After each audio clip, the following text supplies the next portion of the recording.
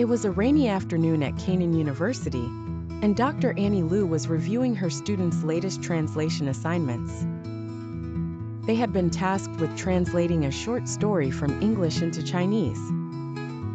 As she read through the work, she noticed some common issues. She murmured. These translations are accurate in meaning, but the sentences feel unnatural. They need to use combination and division methods to improve flow and clarity. The next day, Dr. Liu stood in front of her class with a stack of papers. Good afternoon, everyone. Today, we'll discuss two techniques to make your translations smoother: combination and division methods. These are essential for adapting English sentence structures into natural Chinese. She wrote a sentence from the short story on the board.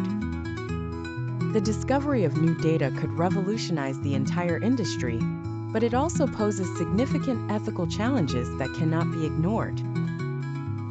Many of you translated this as 新素质的发现可能彻底改变整个行业，但它也带来了无法忽视的重大伦理挑战。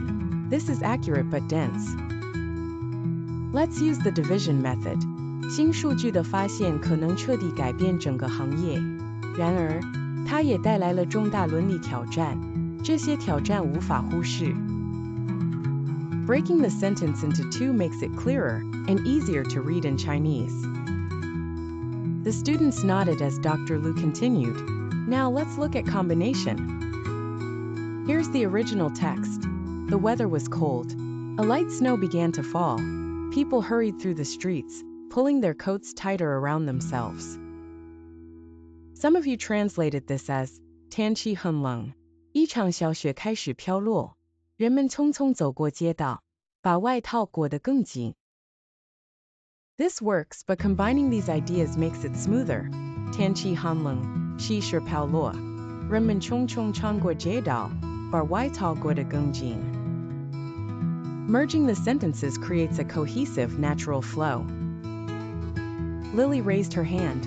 Dr. Liu, how do we know when to divide or combine sentences? Great question, Dr. Liu replied. Use division when a sentence feels too dense for Chinese readers. Use combination when separate ideas can be merged into a smoother sentence. Here's another example. Her hands trembled as she opened the letter, read the first line, and felt her eyes fill with tears. Some of you translated this as 他的手颤抖着打开信封，他读了第一行文字，他的眼睛里涌出了泪水。This is fine, but combining the actions improves the rhythm. 他的手颤抖着打开信封，读了第一行文字，眼泪涌上了眼眶。